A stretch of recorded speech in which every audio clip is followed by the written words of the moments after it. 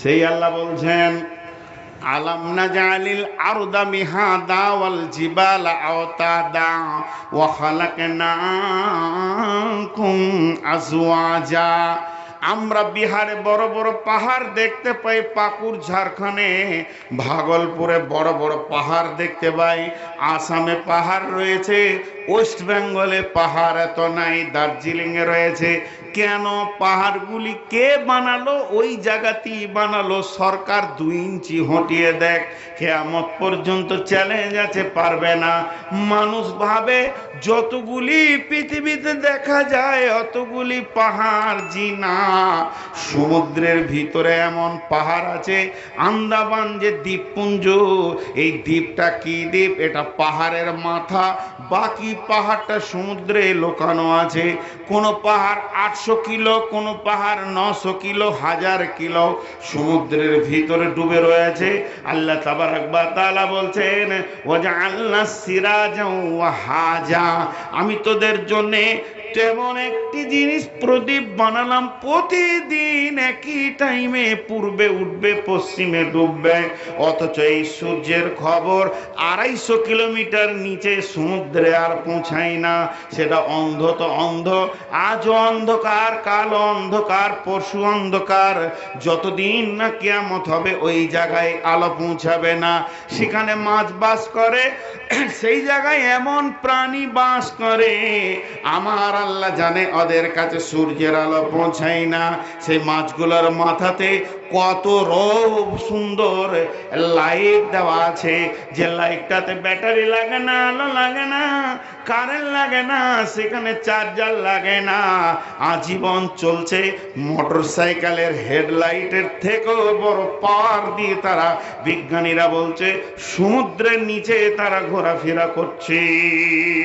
অতএব বন্ধুরে আমার আল্লাহ বলছেন এই কারিশমাগুলোকে দেখে কি তোদের মনে হয় না যে আমি আল্লাহ এতগুলো যখন বানাতে পেরেছি, ইন্না ইয়াউমাল ফাসলি কানা মিকাতা, সেই কিয়ামতের দিনটা আমার কাছে নির্দিষ্ট করা রয়েছে। যেদিন নির্দিষ্ট রয়েছে সেদিনই পৃথিবীটা আমি ধ্বংস করে ভেঙে ফেলে দিব। এটা কি তোদের বিশ্বাস হয় না? আর যদি হয় তা তোরা কেন মসজিদে না? জি, এটা কি তোদের বিশ্বাস হয় না? সাহাবীটার নাম হযরতে হুযায়ফা। হযরতে হুযায়ফা বলছেন আমরা মসজিদে নববীতে কয়েকটি সাহাবী গোল করে বসে আছি। রসুলের নবী মসজিদ, মদিনার মসজিদ, মসজিদে নববী।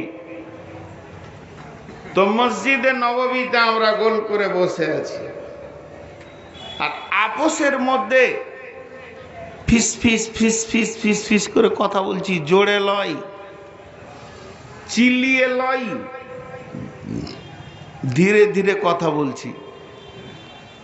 আর কথা যত বলছি তত চেহারাটা বিবর্ণ হয়ে গেছে, কালো হয়ে গেছে, ভীত সন্ত্রস্ত হয়ে কথা বলছি। মনে হচ্ছে যেন ফাঁসির জাল্লাদে খুঁজে বেড়াচ্ছে, ওরাকে ফাঁসিতে দিবে। ঠিক আল্লাহ রসুল হুজরা থেকে দেখতে পেলেন যে আমার কয়েকজন সাহাবী মসজিদে নববীতে বসে গল্প করছে। নবীজি এবার 1 পা 2 পা করে হাঁটতে শুরু করলেন। কি ব্যাপার রে, এরা এত কেন গল্পতে মাতোয়ারা হয়ে আছে? একটু কাছে যায়। নবীজি কাছে যাওয়ার পর বললেন, মা তাজ করুন, তোমরা কি করছো? তোমাদের আলোচনা কিসের চলছে? কোন বিষয় নিয়ে তোমরা আপোসের মধ্যে এত আলোচনায় গভীর জায়গায় পৌঁছে গেছো? তখন সাহাবীদের ভিতরে সকলে একসঙ্গে সমকণ্ঠে বললেন, কলু নাযকুরুস সাআতা ইয়া রাসূলুল্লাহ। ও দয়ার নবী, আমরা যে মসজিদে বসে আছি, আল্লাহর ঘরে বসে আছি, ও দয়ার নবী গো, আমরা সংসারের কথা আলোচনা করি নাই, আমরা মার্কেটের কথা আলোচনা করি নাই, ব্যবসা বাণিজ্য চাষবাসের আলোচনা করি নাই।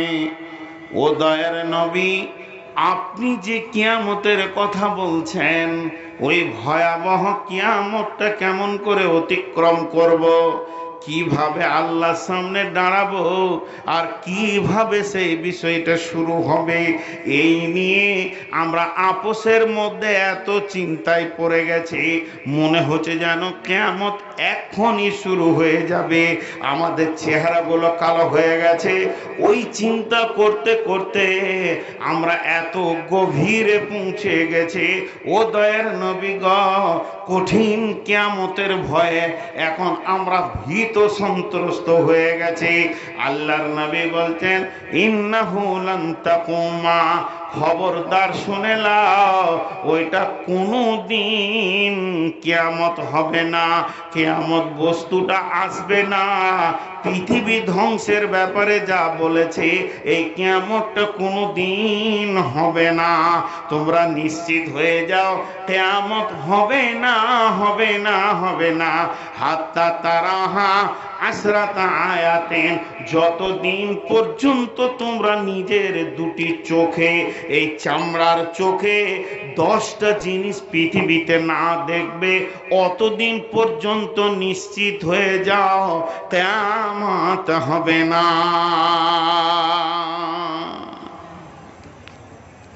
জি, তুমি যখন চোখে দেখবে 10টা জিনিস, ওইটার নাম কিয়ামত, ওইটারই নাম কিয়ামত। আসছে, এসে গেছে। হরিশ্চন্দ্রপুরে মাইকে খবর দিছে, 2 নম্বরে রাধিকাপুর আসছে, কামরূপ আসছে। আসছে মানে এখন আসে নাই, আসবে। আর ট্রেনটা দাঁড়িয়ে আছে, তখন আর একবার স্টেশন মাস্টার বলছে 2 নম্বরে কামরূপ এসে গেছে। এই আসছে আর এসে গেছে পার্থক্য আছে। এখন বলা যাবে কিয়ামত আসছে, আর ওই 10টা জিনিস দেখা গেলে বলা যাবে কিয়ামত এসে গেছে। কিন্তু খুব নিকটকে এসে গেছে বলা হয়। এই জায়গাটা একটু মন দিয়ে না শুনলে বুঝতে পারবেন না। মিলনগড় পার হয়ে ট্রেনটা আপনাদের এই ফটক রেল ক্রসিং পার হয়ে প্ল্যাটফর্ম হয়ে আর 100 মিটার আছে ঢুকতে। তো 2 বন্ধু দাঁড়িয়ে আছে, একজন বলছে ওই দা আসছে, বলছে আসছে লয়, এসি গেছে।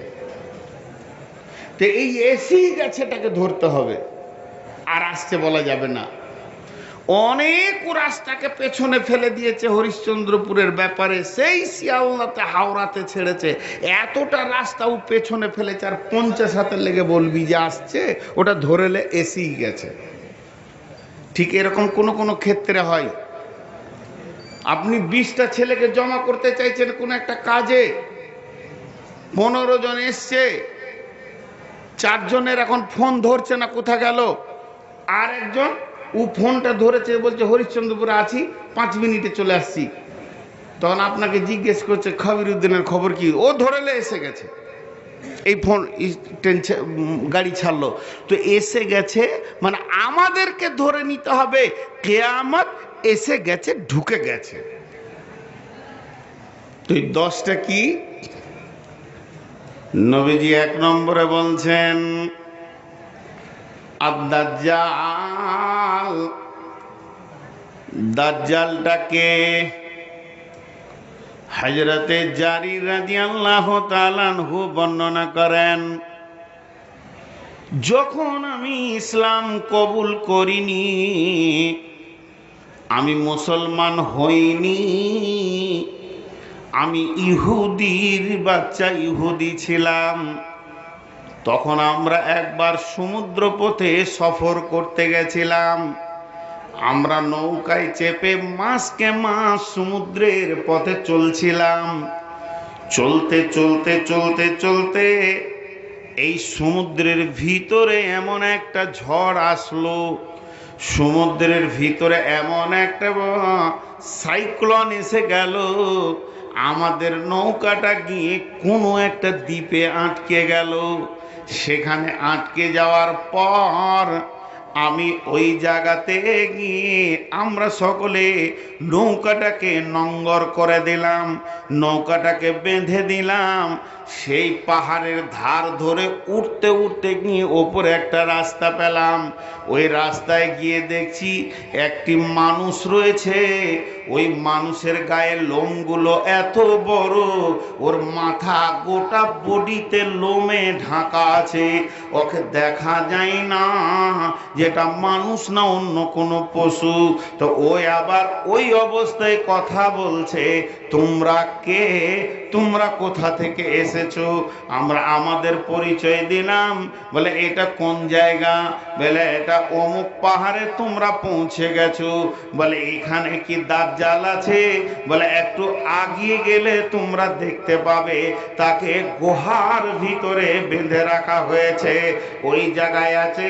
হযরতে জারির বলেন, আমি তখনও মুসলমান হইনি, রসুলের হাতে হাত দিয়ে কালেমা পড়িনি। আমরা সেই পাহাড়ের রাস্তা ধরে গিয়ে দেখছি গুহার ভিতরে একটা বিভৎস মানুষ প্রাণীর মতো বাঁধা রয়েছে এবং আমাদের সঙ্গে কথা বলছে। বলে কি আখরি পয়গম্বর এসে গেছে? বলে হ্যাঁ, তাহলে আমার বের হওয়ার সময় হয়ে গেছে। ফোরাত নদীর পানি কি শুকিয়ে গেছে? স্বর্ণের পাহাড় কি বের হয়ে গেছে? এগুলো যখন ঘটবে আমি দাজ্জাল আর এই পাহাড়ের গুহাতে থাকবো না, আমি জনসমুদ্রের ভিতর দিয়ে চলে যাব। আর একটা জয়ীফ তফসির আছে, ওই তফসিরটা কি? আল্লাহর নবী একদিন দাজ্জালের বর্ণনা করছে আর লোক শুনছে। লোক বলতে সাহাবীরা শুনছে। এরই ভিতরে খালি একজন উসখুস উসখুস উসখুস, ওর মন লাগছে না কথা শোনার। তো আল্লাহর নবী ওকে বলছে, কি হয়েছে তোমার? বায়ানটা শুনতে কোনো অসুবিধা হচ্ছে তোমার? তো উসখুসি করছো। নবীজির জবান থেকে বেরিয়ে গেল, তোমার কি দাজ্জাল হওয়ার শখ যেছে? দাজ্জালের কথা যত বলছি তো তোমাকে তত দেখি মনে হচ্ছে যেন গা সুড়সুড়ি করছে। তো দাজ্জালের ডিউটিটা তুমি করতে পারবে? বলছে হ্যাঁ পারবো। এরপরে জিহাদটা আমার নাম নাই, কোন একটা জিহাদে সব সাহাবীরা গেলেন, তো আহত নিহতর মধ্যে ওকে খুঁজে পাওয়া যায়নি, তো ওকে বেঁধে দেওয়া হয়েছে এই কথা। যাই হোক, দাজ্জাল এই পৃথিবীতে আসবে।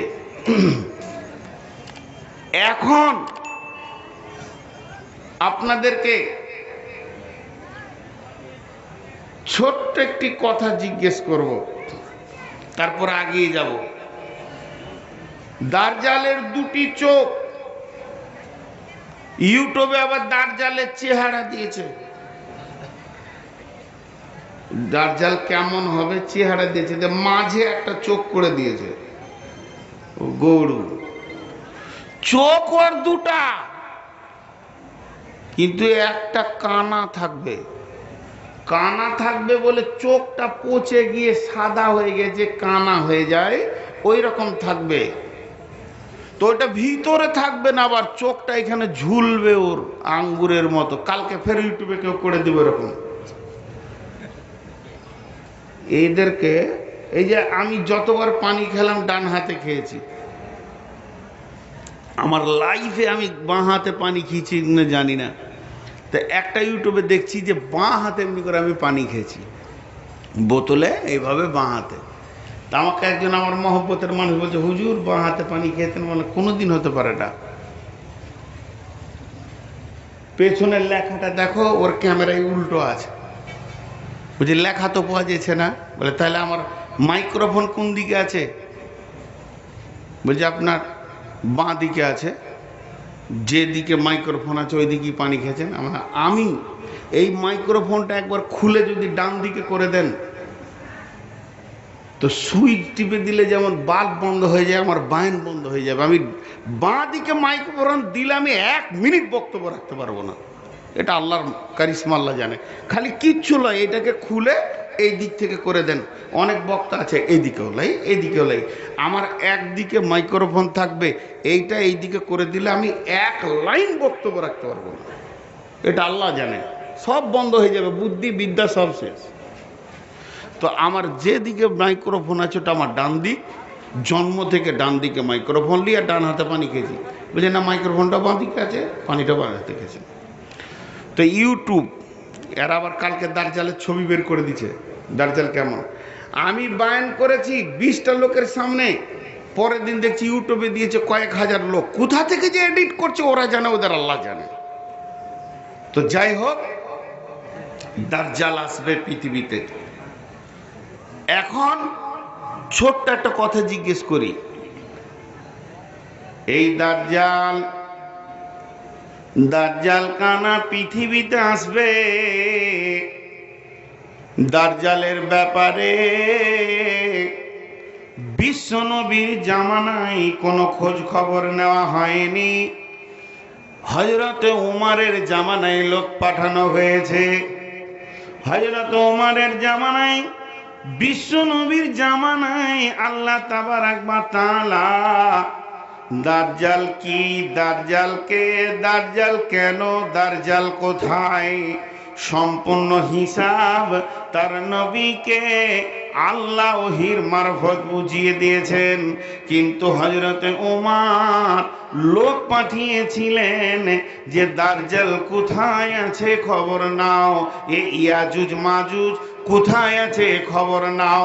আস্তাগফিরুল্লাহ। তো ইয়াজুজ মাজুজের খবর আনতে গিয়ে হযরত ওমরকে খবর দেয়া হলো, আর বাদশা জুলকারনাইন ইয়াজুজ মাজুজের খবর এনেছে। আর ইয়াজুজ মাজুজের দল এরা পৃথিবীর বুকে আসবে। তো দার্জালের কথা বলতে বলতে ইয়াজুজ মাজুজের কথা কেন বললাম? কারণ আছে, একটুকু নিতে হলো এই জায়গাটা, একটুকু নিতে হলো কেন, সেটা হচ্ছে একটা উদাহরণ দিব। এই গ্রামটার নাম কাউয়ামারি।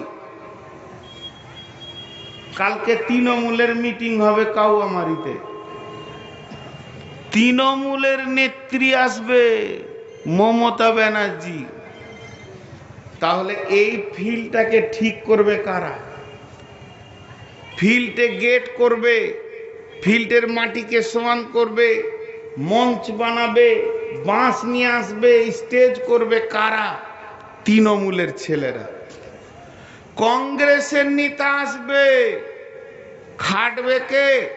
কংগ্রেসের ছেলেরা। সিপিএমের নেতা আসবে, খাটবে কে? সিপিএমের ছেলেরা। জি ভাই, হঠাৎ ঝড় চলে আসে না, আগে হালকা হাওয়া বয়, আগে হালকা বাতাস বইবে, তারপরে ঝড় আসবে। নদীতে 70 ফুট পানি একবারে এরকম বাঁধের মতো আসে না, আগে কুলকুল করে বয় আর পানি ফাঁপ ধরে 20 foot, 25 foot, 50 foot, 60 foot, 70 foot. তার মানে ওই দার্জাল কানা যে পৃথিবীতে আসবে, তার মঞ্চ, তার বসার জায়গা, তার ফিল্ড, তার বক্তব্যের জায়গা, তার থাকা উঠা বসার জায়গার পরিস্থিতি তৈরি করবে কে? ওর পার্টির লোক।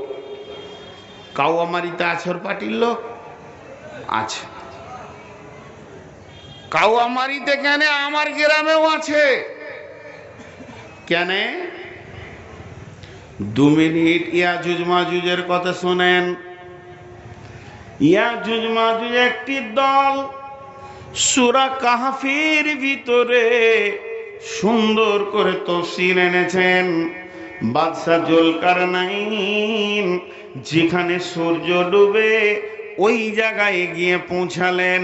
ওই সমুদ্রের তীরে গিয়ে দেখছে এত কাদা, কাদাতে বেশ কিছু মানুষ রয়েছে। সূরা আপনার কিনা কাহফের ভিতরে, আমি আয়াত আর পড়ছি না। বাদশা জুলকারনাইন যখন ওদেরকে দেখছে, আল্লাহ বলছে, ও বাদশা জুলকারনাইন রে, ইচ্ছা করলে ওদেরকে তুমি মেরে দাও, না হয় তুমি বাঁচিয়ে রাখো, তোমাকে স্বাধীনতা দিলাম। ওখান থেকে বাদশা জুলকারনাইন পূর্ব মুখে হাঁটতে হাঁটতে ওই জায়গায় পৌঁছালেন যেখানে সূর্য ওঠে। ওখানেও বেশ কিছু কলহ বিবাদের লোক রয়েছে। তারা সব সময় ঝগড়া ফাসাদ, তারা বিবাদ, মারামারি, কাটাকাটি, সব সময় হানাহানিতে লেগে রয়েছে। আর পাহাড়ের ওই পাশে তারা রয়েছে, এই পাশে শান্ত প্রকৃত লোক রয়েছে।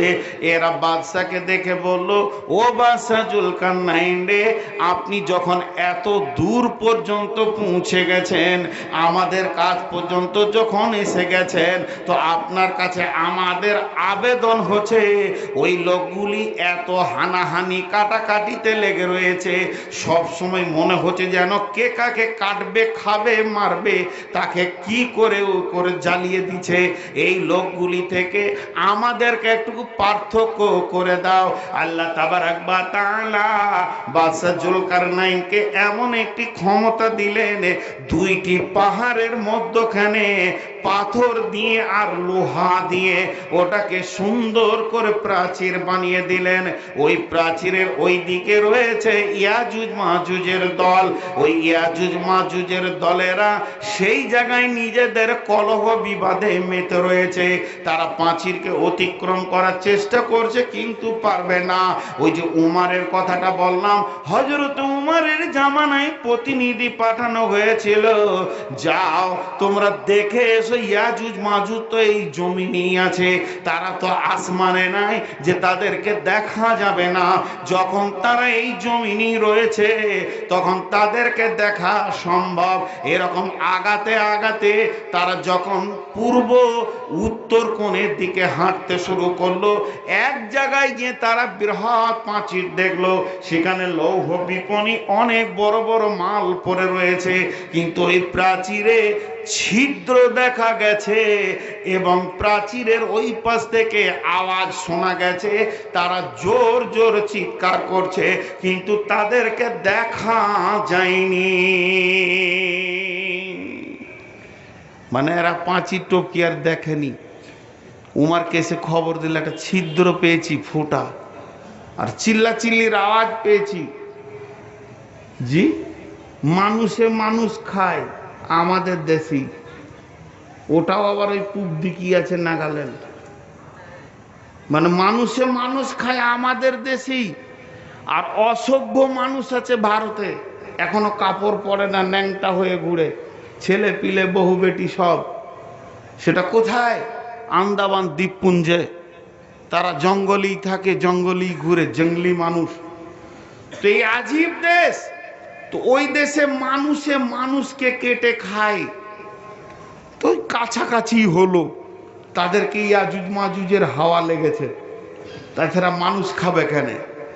তা ওই দেশে পাওয়া গেছে। সম্ভাব্য, এটা কোনো হাদিস কোরআন থেকে বলছি না, আমি আমার চিন্তার চেতনার কথা বলছি, ভাববেন না যে এটা বুখারীর কথা। সম্ভাব্য ওরা জাপানের পরে আছে, জাপান চীন পার হয়ে গেলেই ওদেরকে পাওয়া যাবে। আর ওরা চীনের কাছাকাছি আছে বলি ইয়াজুজ মাজুজের তাপ ওই চীনকে লেগেছে। সারা বছর খালি কাকে মারবো আর কাকে কাটবো, চেহারা নাই, ঝগড়া করতে খুব ভালোবাসে, কাকে মারবো কাকে কাটবো, এই চীন। কারণ ওদের কাছাকাছি, মানে যার পাশে যে থাকবে তাপ তার বেশি খানিক লাগবে। এখন কাউয়ামারিতে আছে কি না, এবার তো ভেজাল হলো। চীনে থাকতে থাকতে এখানে ঢুকে গেল। সহজ করে আপনারা হ্যাঁ বলবেন আর না বলবেন। দেখবেন প্রতিটি গ্রামে, আপনার গ্রামের কথাটা আমি বলবো না, আমি নিজেরটা বলছি, 2টা 5টা 10টা বদমাস ছেলে আছে, তাদের কাজই হচ্ছে খালি ঝগড়া লাগানো, গায়ে ঝগড়া লাগাবে, একে ওর সঙ্গে লাগাবে, ওকে ওর সঙ্গে লাগাবে, ফের ও যে মাস্তানি করে বিচার করবে। এই শ্রেণীর লোক আছে কি না? আরে হ্যাঁ না বলে না? অনেক আছে। এটাকে জমা রাখেন, চলেন চলে যাই ইসরায়েল। ইসরায়েলের কাজ কি? জি, ঝগড়া করা। ঠিকই বলেছেন, ইসরায়েলের কাজ কি? ঝগড়া করা। সারা দুনিয়া দখলদার ইসরায়েল কেন বলে বুঝেন? ওই ইসরায়েলরা, ওইটা ওদের জায়গা লয়, ওদেরকে কেটে কেটে সমুদ্রে ফেলছিল ইহুদিদেরকে। কে? হিটলার। তখন ওরা জান বাঁচানোর জন্য ফিলিস্তিনকে গিয়ে বললে, খানিকটা জায়গা দে ভাই, তোদের জায়গাতেই বাস করি। এরা দয়া করে থাকতে দিলে আজকে তাদের বুকে চেপে বসেছে এই দখলদার ইসরায়েল। এগুলো হচ্ছে ইয়াজুজ মাজুজের খালাতো ভাই। ইয়ে খাবিস ইহুদিরা মুসলিমদের বড় দুশ্মন। এরা কলহ বিবাদ ভালোবাসে। চলেন, মাসি কয়টা? 2টা। একটা মাসি হলো মাসিহ ইবনে মারিয়াম। মাসিহ ইবনে মারিয়াম, মারিয়ামের বেটা ঈসা নবীকে মাসি বলা হয়। আর একবার বলছে মাসি হলো 2টা, মাসিহ ইবনে মারিয়াম মানে মারিয়ামের বেটা ঈসা মাসি। আর একটা মাসি হচ্ছে দাজ্জাল। আল্লাহর নবী বলছেন, প্রতিটি ওয়াক্তে তোমরা দাজ্জালের কাছ থেকে মাপ চাও, দাজ্জালের ফিতনা থেকে মাপ চাও। পৃথিবীর বড় ফিতনা দাজ্জালের ফিতনা। আল্লাহুম্মা ইন্নী আউযু বিকা মিন ফিতনাতিল মাসিহিদ দাজ্জাল। দাজ্জালকেও মাসি বলা হয়। মাসিহিদ দাজ্জাল আর মাসিহ ইবনে মারিয়াম, একটা হলো ঈমানদার আর একটা হলো বেঈমান। মাসিহ ইবনে মারিয়াম হলো নবী, মাসিহ ইবনে মারিয়াম হলো তিনি একজন আল্লাহর নবী। তিনি ঈসা মাসি, তিনি একজন নবী, তিনি একজন পয়গম্বর। নুজুল ঈসা ইবনে মারিয়ামা, দে 2টি ফেরেশতার কাঁধে হাত রেখে পশ্চিম দক্ষিণ কোণে 4র্থ আসমান থেকে, যেমন আপনার প্লেন থেকে, হেলিকপ্টার থেকে প্যারাশুট দিয়ে লোক নিচে নামে, অমনি 2টি ফেরেশতার কাঁধে হাত রেখে তত্তর করে হযরতে ঈসা আলাইহিস সালাম নামবেন। এর জন্য মাসিহ ইবনে মারিয়াম আর মাসিহ ইবনে দাজ্জাল, এ বেঈমান দাজ্জাল যখন পৃথিবীতে আসবে তখন প্রথম একে জায়গা দেবে কে? একে ভালোবাসবে কে? ওই বেঈমান ইসরায়েলের ইহুদিরা। ইহুদিরা অপেক্ষায় আছে আমাদের মাসি কখন আসবে, আর নাসারারা অপেক্ষায় আছে আমাদের মাসি কখন আসবে। নাসারা বলতে খ্রিস্টান আর ইহুদি। খ্রিস্টানেরা সব ঈসার হাতে হাত দিয়ে কালেমা তাইয়্যিবা পড়ে মুসলিমে ঢুকে যাবে। কিয়ামতের শুরুতেই এরা মুসলিমের ভিতরে এসে যাবে। আর ইহুদিরা ওই কানা দাজ্জালকে মাসি বলে ওর পাছাতে ঘুরে কলহ বিবাদে মেতে যাবে। যখন ওরা কলহ বিবাদে মেতে যাবে তখন আপনার গ্রামে, আমার গ্রামে, ওর গ্রামে, তার গ্রামে, আর কাউয়ামারিতে, হরিশ্চন্দ্রপুরে, রাঙ্গাইপুরে আর বালাপাথরে বলেন, এই এলাকায় যত ওই ধরনের কলহ বিবাদ করা ছেলে আছে, এরা দল বেঁধে কানা দাজ্জালের দলে ঢুকে যাবে। আর যেগুলো থাকবে ইমানদার, পরেজগার, সাদা সিধে, চরখানেওয়ালা, মারখানেওয়ালা, কারো গায়ে হাত তুলবে না, এরা দল বেঁধে মাসিহ ইবনে মারিয়াম, হযরতে ঈসার দলে ঢুকে যাবে। হবে এটা প্রতিটি গাঁয়ে দেখবেন 4-5টা মাস্তান আছে, খালি এরকম মোচে হাত দিচ্ছে, কেউ এটা এদের কাজ। খামকায় চিল্লা চিল্লি নাই, 4 জন মানাবো খামকায়।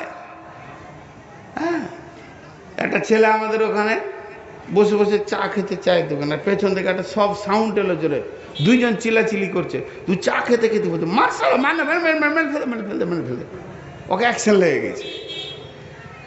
তো এ হলো দাজ্জাল, পৃথিবীতে আসবে, ইয়াজুজ মাজুজ আসবে, 10টা কথার মধ্যে 3-4টা কি ঘোরাচ্ছি ঘুরিয়ে ঘুরিয়ে।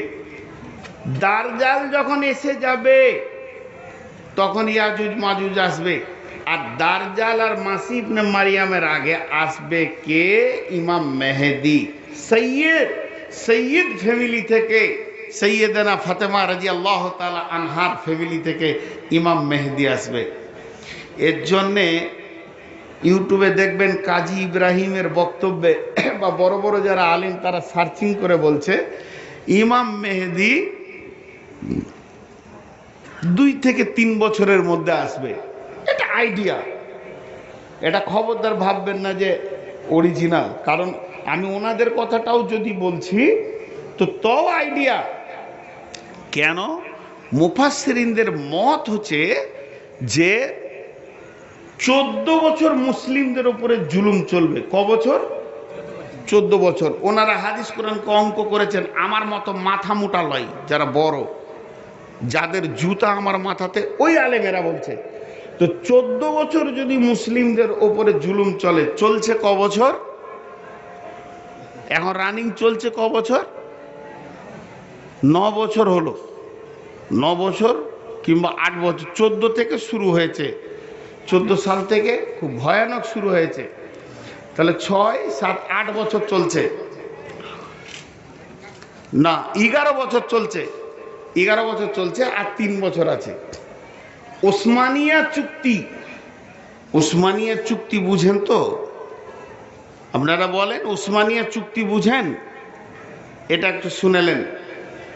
একটা চুক্তি ছিল 200 বছরের, সেটা হচ্ছে ফোরাত নদী আর একটা নদী কি আছে ওই আটলান্টিক মহাসাগরের সঙ্গে জড়িত আছে, এই 2টি নদীর চুক্তি ছিল 200 বছর।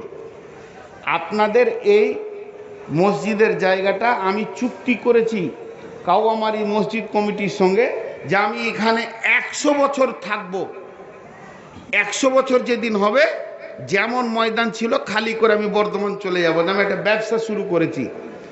তো 100 বছর হতে আর 3 দিন আছে, তখন কমিটিকে বলছি কি 3 মাস আছে, যে ভাই আর 100 বছর বাড়িয়ে লাও, তোমরা যা আছো আছো, ওটা আমার দাদু করে গেছে, সেই দলিল আমার বাপ ভোগ করেছে, এখন আমি করছি, আমি তো 100 বছর বাঁচবো না, তো আমার ছেলের ছেলে ব্যবসাটা এখানে করবে, জমে গেছে, তো আর মোটামুটি 100 বছরের চুক্তি করে লাও।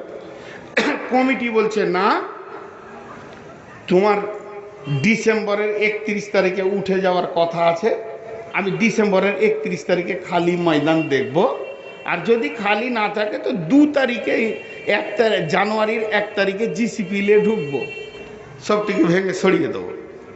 চুক্তি তো ওসমানিয়া চুক্তি ছিল সারা বিশ্বের সব থেকে বাণিজ্য কেন্দ্র, যে নদীটি ফোরাত আর ওই আটলান্টিক মহাসাগরের সমন্বয় আছে, এই নদীটা হচ্ছে কার? নদীটা হচ্ছে তুরস্কের। সেইটা ওসমানিয়া চুক্তিতে চলে গেছে কার কাছে? আমেরিকার কাছে। 200 বছর চুক্তি ছিল, ওই জন্য ও ব্যবসা বাণিজ্য করে এত বড় হয়ে গেল। ওই চুক্তিটা শেষ হবে কখন জানেন? না, এই ডিসেম্বরটা হচ্ছে 21শে ডিসেম্বর, পরের ডিসেম্বরে 22শে ডিসেম্বরের 31 তারিখে শেষ হবে, মানে আর 1 বছর আছে, 1 বছর 2 মাস আছে। 23 থেকে চুক্তি শেষ, 23 থেকে ওটা চলে যাবে তুরস্কের হাতে। এখন তুরস্ক হবে মাস্তান, তুরস্ক হবে মাস্তান, আর আমেরিকা হবে জুজু, আর এমনি তো তালেবানরা পিটিয়ে কুত্তা মারা করে তেড়ে দিলে কুত্তা মারা করে। তো জেনেলেন এই অঙ্কগুলো বলছি তার একটাই কারণ, 2023 সালে সারা পৃথিবীতে ইসলামের জয় জয়কার চলবে, জোরে বলেন ইনশাআল্লাহ। সারা পৃথিবীতে চলবে। সেদিন কেউ পালাবার রাস্তা পাবে না, আমেরিকাও পালাবার রাস্তা পাবে না। আর আমাদের দেশের 2-3টা কুত্তা আছে, এগুলো যে কোথায় যাবে ওরা আল্লাহই জানে। ওদের চেহারা আর কুত্তার চেহারা বাড়াবার। তো আল্লাহ তাবারাক ওয়া তাআলার নবী এর জন্য বলছেন আদ-দাজ্জাল, দাজ্জাল আসবে পৃথিবীতে।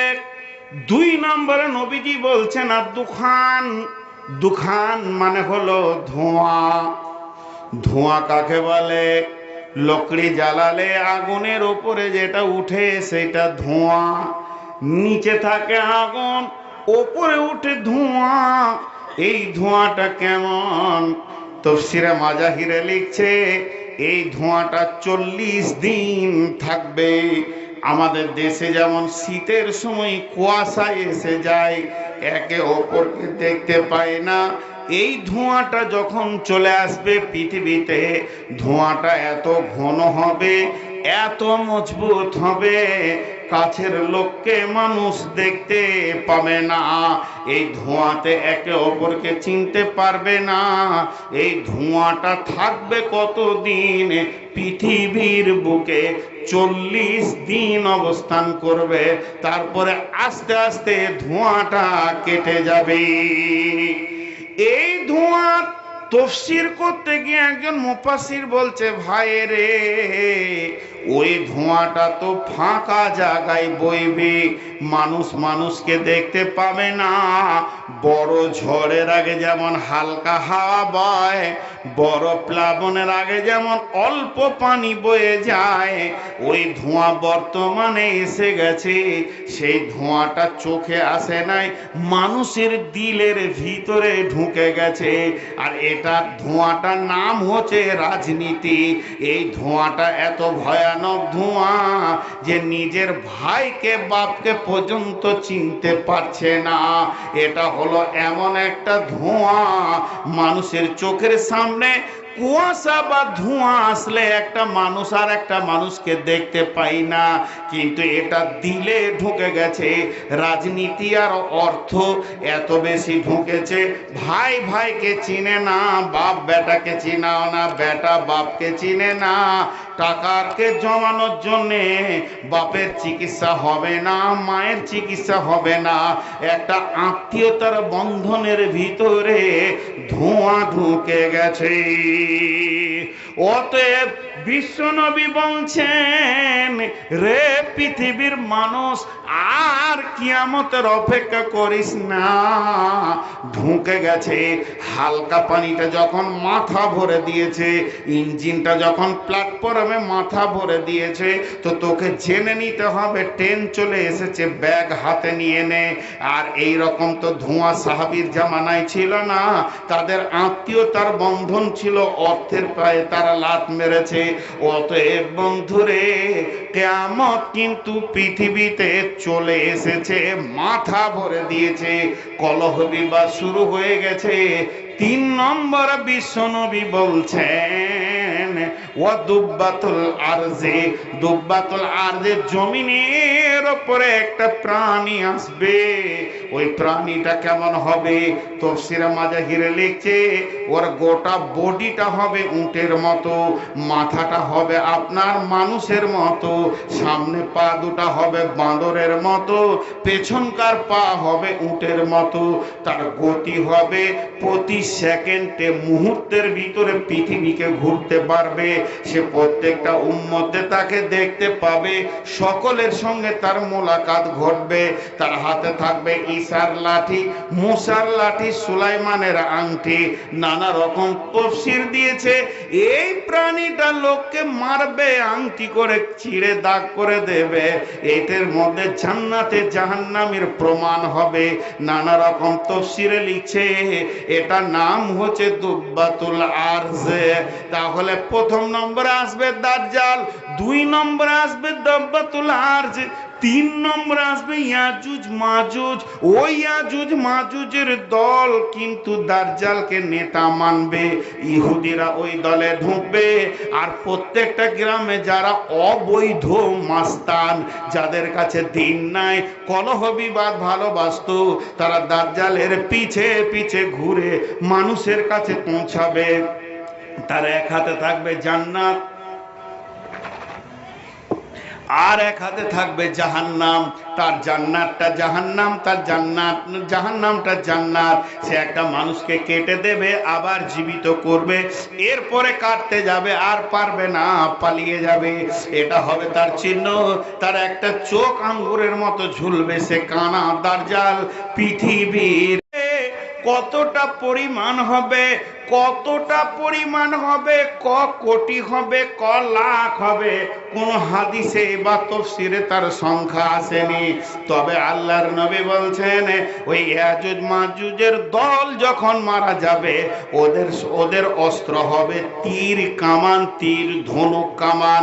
এইগুলো এত ওরা ফেলে যাবে, এত রেখে যাবে, ওদের ধ্বংসের পর ওই তীর কামানগুলো যে মানুষগুলো বেঁচে থাকবে তাদের 40 বছরের জ্বালানি হবে। তারা লকড়ি জ্বালিয়ে জ্বালিয়ে খাবে, তাদের 40টা বছর পার হয়ে যাবে, অসুবিধা হবে না। তাহলে তাদের পরিমাণ কত হবে? ইমাম মেহেদী দাজ্জালের বিরুদ্ধে দাঁড়াবে। ঈসা আলাইহিস সালাম এসে ঈমানদারগুলোকে নিয়ে তার ছায়া তলে রাখবে, আর ঈসা আলাইহিস সালাম তাদেরকে বোঝাবে, তাদেরকে দাজ্জালের এগেনস্টে বোঝাবে।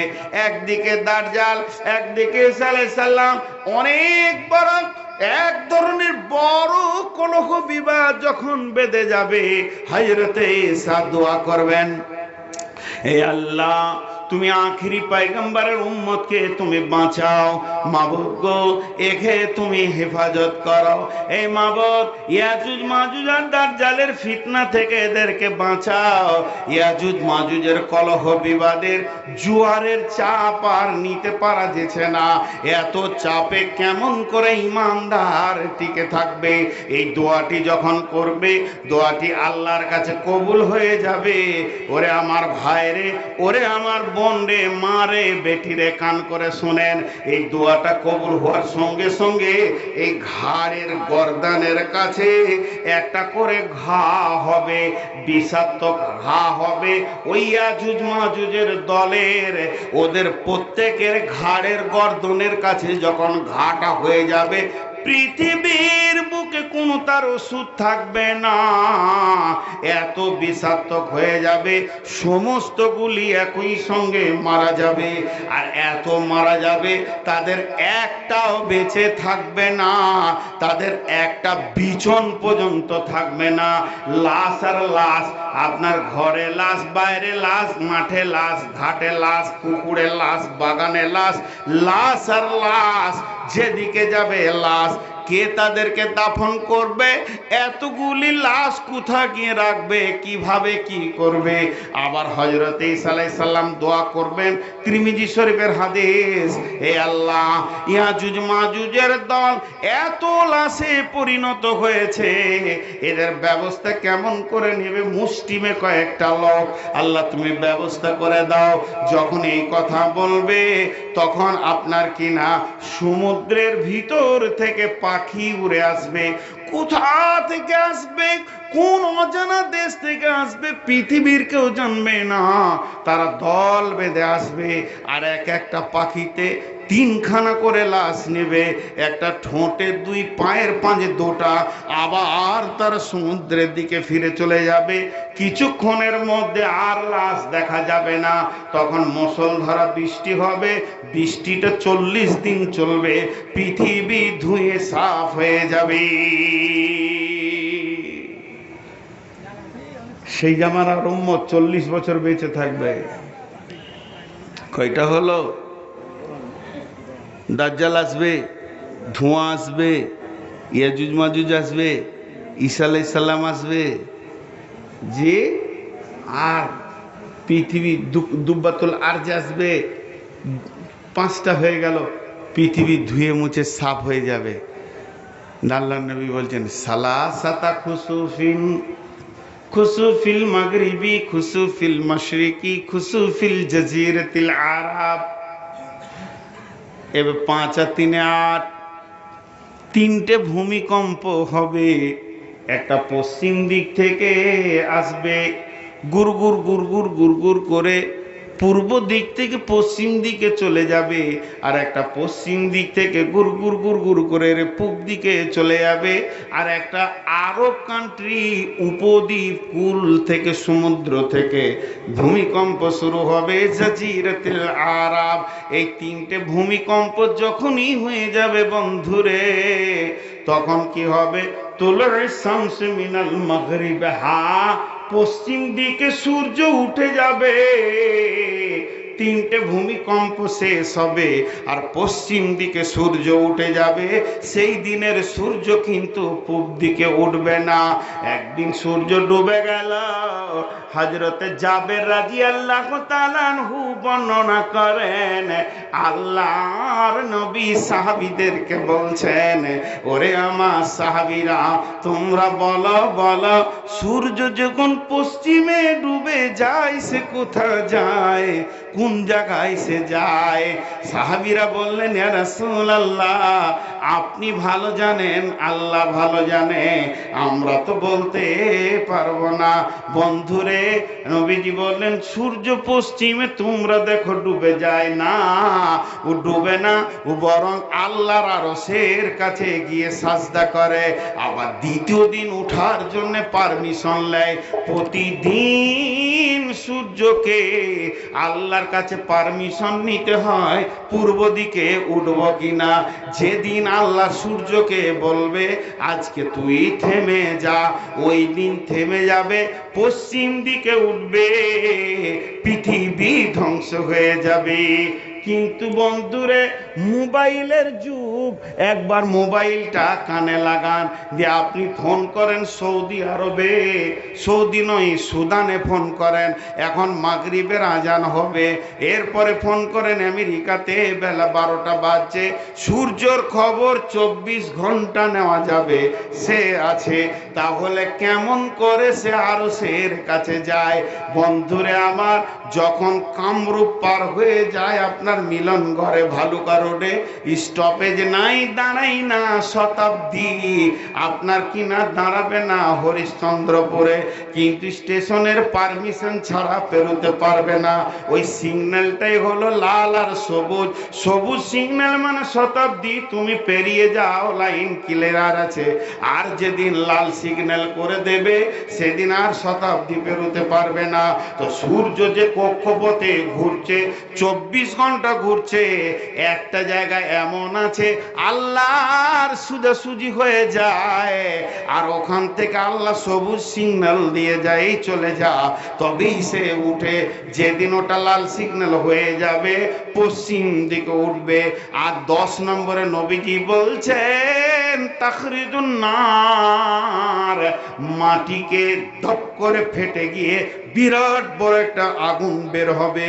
আর ওই আগুনটা 2 ভাগে বের হয়ে চচ্চর চচ্চর করে সারা পৃথিবীটাকে আগুনের প্রাচীর দিয়ে ঘিরে নেবে। আর এই আগুনটা এত চওড়া হবে যেখান থেকে দৌড়তে দৌড়তে গিয়ে শামসি পর্যন্ত খুলে ওর পানা শেষ করা যাবে না।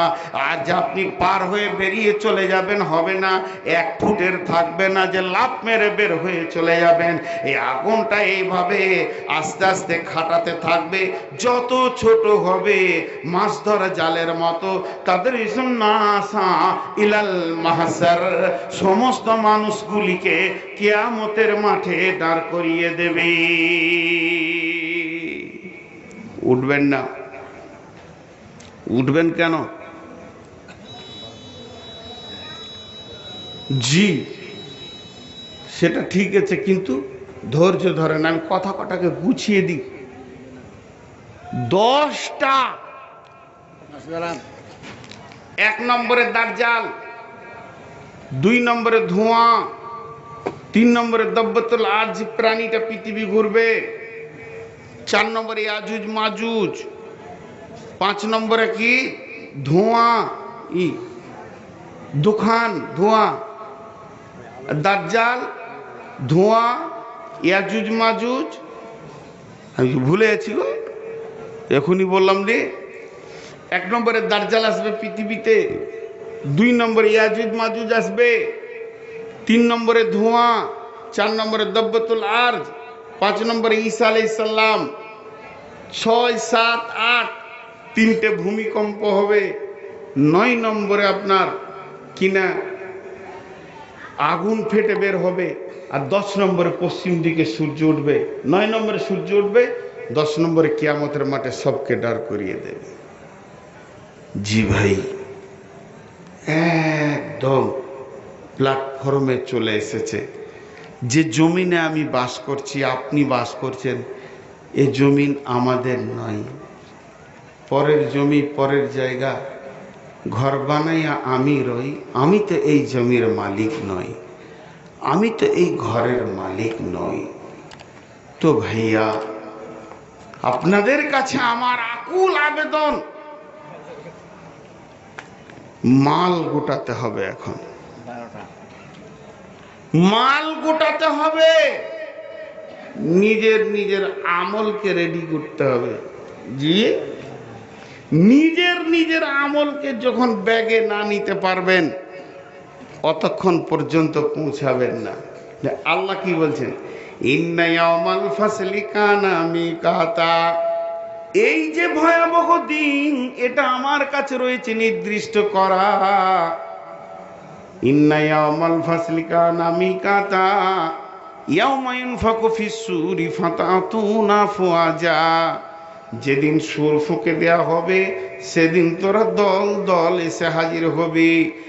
ইয়াউমা ইউনফাকু ফিস-সূরি ফাতাতুনা আফওয়াজা ওয়া ফুতিহাতিস সামাউ ফাকানাত আবওয়াবা ওয়া সুইরাতিল জিবালু ফাকানাত সারাবা, আসমান ধ্বংস হয়ে পড়বে, পাহাড়গুলো উড়ে বেড়াবে। ও সুইরাতিল জিবালু ফাকানাত সারাবা ইন্না জাহান্নামা কানাত মিরসাদা, সেদিন জাহান্নাম আপনার আমার সামনে ভয়ানক রূপ ধারণ করে দাঁড়াবে, সে একদম নিশান করে রেডি হয়ে আছে। ভাইরা আমার, যতটি লোক বসে আছেন, টাকা চাইছি না, পয়সা চাইছি না, টাকা পয়সা আমি চাইছি না, মাইকে বলছি, চাইবো, কিন্তু এখন চাইছি না। আপনাদের কাছে আমি একটা জিনিস চাইছি, খালি একটা জিনিস, এটা আপনারা আমাকে সবাই দেন। 15টা মিনিট চাইছি, বাস। উঠবেন না কেউ, 15 মিনিট উঠবেন না। যদি আপনি আল্লাহর গোলাম হন, যদি আপনি রসুলের উম্মত হন, যদি আপনি মনে করেন যে আমার নামটা আল্লাহর গোলামের খাতায় থাকুক, রসুলের উম্মতের খাতায় থাকুক, তা আপনি উঠবেন না 15টা মিনিট। কেন? একটা কথা আপনাদেরকে বলবো খালি, এই যে আয়োজন আজকে আমি আপনাদেরকে শোনালাম, কিয়ামত এসে গেছে, এইটাই শোনালাম। কিয়ামত হবে লয়, কিয়ামতের আলামত বলিনি, রানিং কিয়ামত এসে গেছে, আর এ পৃথিবী ধ্বংস হয়ে যাবে, এটা শোনালাম। এটা আমি শোনাইনি, এটা মসজিদ শোনালো আপনাদেরকে। এই মসজিদ ছিল, ধন্যবাদ আজকের এই কাউয়ামারি কিরামের যুবক কমিটিদেরকে, এত তাড়াতাড়ি এরা কাজ করতে পারে, আমাকে অবাক লাগিয়েছে। আর এখানে আমার 2 বার আসা হলো, কাউয়ামারি 3 বার আসা হলো, আর একটা জায়গা কোথায় এসেছিলাম ভুলে গেছি। তো যাই হোক, আপনাদের কাছে আমার আবেদন, এই 15টা মিনিট আপনারা কিছু আল্লাহর জন্য দেবেন, মসজিদের জন্য দেবেন। মসজিদ কার ঘর? রুহুল মানিতে একটা তাফসীর আছে, 2 মিনিট করব, আর 12 মিনিট আপনাদের কাছে পয়সা নিব, টোটাল 15 মিনিট। এই তাফসীরটা খালি ছোট্ট করে করেলি। তাফসীর হচ্ছে আকলি, রুহুল মানি নামে কিতাবে। এই একটা হাদিস আছে, আল্লাহ রসুল বলেছে যার হাত বড় সে আগে জান্নাতে যাবে। বিবিদের ভিতরে হাত মাপামাপি হলো, আসলে ওটা কি ছিল? দানের হাত। ঠিক ওই রকম একটা হাদিস আছে, আল্লাহ নবী বলছেন যে চামড়া পুড়বে না আগুনে, কোরআনের চামড়া আগুনে পুড়বে না। এই যে এখানটা আছে এটা আগুনে পুড়বে না। তো সাহাবীরা চামড়া দিয়ে দেখছে, বলছে হুজুর পুড়ে গেছে যে। বলে এটা খ্যাপা, এইটা বলিনি। যার ভিতরে কোরআন থাকবে, আমল থাকবে, ওর চামড়াটা জাহান্নামের আগুনে পুড়বে না, আমি এইটা বলতে চাইছি।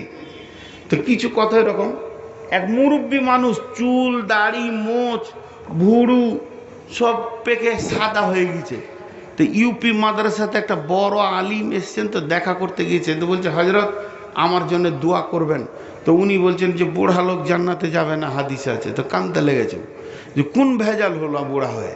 তো বুড়া তো আমি হইনি, আল্লাহ করে দিয়েছে, যে আমি কি করব? তখন বলছে মুরব্বী কাঁদতে হবে না, আসলে হাদিসে আছে যে কিয়ামতের মাঠ থেকে বুড়া হোক আর বাচ্চা হোক সবাইকে জওয়ান করে জান্নাতে পাঠানো হবে। ওই জন্য বলছি যে জান্নাতে বুড়া লোক যাবে না। তো এগুলো কৌতূহল আর কি। তেমনি কিয়ামতের যে ভূমিকম্পতে মসজিদ ভাঙে না, ভূমিকম্পতে মসজিদ ভাঙে না। যতই ভূমিকম্প হোক মসজিদ ভাঙবে না। কে বললো ভাঙছে না? কত মসজিদ ভেঙে গেল ভয়ানক ভয়ানক ভূমিকম্পতে। আসলে তা নয়। রুহুল মানিতে লিখছেন, মুফাসসির লিখছেন, এটা হাদিস নয় যেটা সহিহ জয়ীফ বলবেন। মসজিদের কথা লিখতে গিয়ে, তাফসীর করতে গিয়ে একজন মুফাসসির বলছেন যখন কঠিন কিয়ামতের ভূমিকম্প হবে, পৃথিবীতে এমনি যত ভূমিকম্প হবে মসজিদ ভেঙে যাবে, কিন্তু যখন কঠিন কিয়ামত শুরু হয়ে যাবে, ওই কিয়ামতের জালজালাতে, কিয়ামতের ভূমিকম্পতে তিনটে ভূমিকম্প হবে। একটা পশ্চিম দিক থেকে পূর্ব দিকে, একটা পূর্ব দিক থেকে পশ্চিম দিকে, আর একটা হবে আরব সমুদ্র উপকূল থেকে। এই ভূমিকম্পে মসজিদ ভাঙবে না। আল্লাহ তাবারাক ওয়া তাআলা প্রতিদিন 360টা রহমত তার কাবার উপরে বর্ষণ করে। ওই রহমতটা সারা পৃথিবীর মসজিদে বন্টন হয়ে যায়।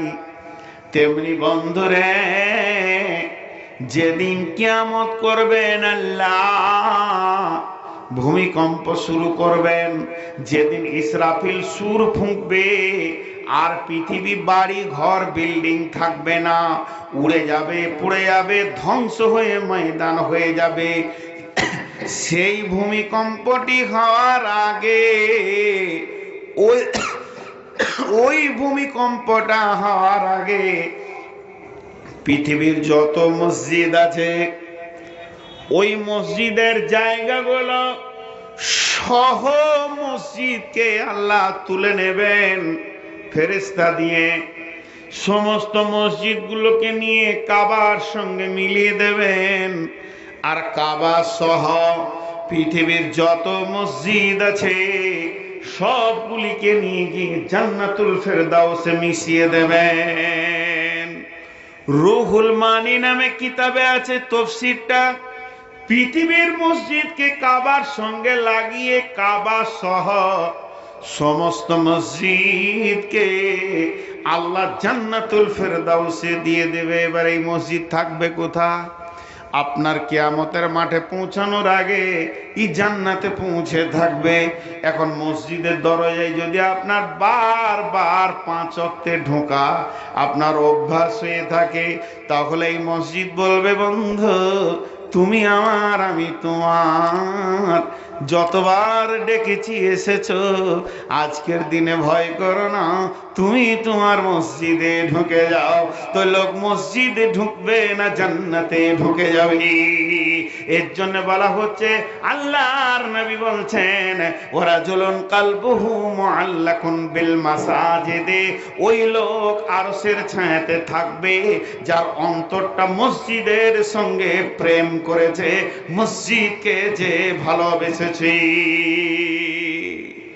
আমাদের বর্ধমানে গোলসির ওখানে একটা ব্রেলি গ্রাম আছে, ব্রেলি, ইয়া নবী সালাম আলাইকা, ছোট্ট একটা মসজিদ আছে, 20টা লোক ধরবে, 25টা, তার বেশি লাই।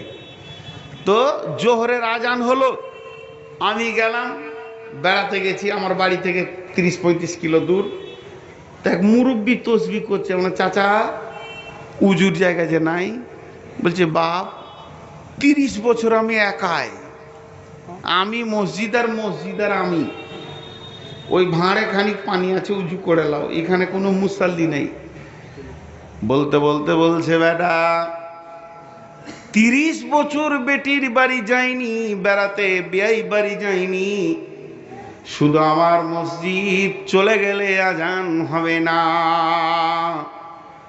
এর জন্য আমি যদি সকালেও যাই 10টায় ফিরে আসি, আমার আত্মীয় স্বজন জেনে নিয়েছে আমি চলে গেলে মসজিদে নামাজ হবে না, আমি মসজিদ আর আমি দুজনই বেঁচে আছি। মুসলমান তুমি চিনলে না মসজিদকে? আমরা ভাবি আমার ঘরটা ইট সিমেন্টের, এটাও ইট সিমেন্টের, জি না, এটা হলো জান্নাত। মসজিদ হলো পৃথিবীতে জান্নাতের টুকরো। অতএব বন্ধুরে, মসজিদের ব্যাপারে আল্লাহর নবী ফয়সালা দিয়ে দিয়েছেন।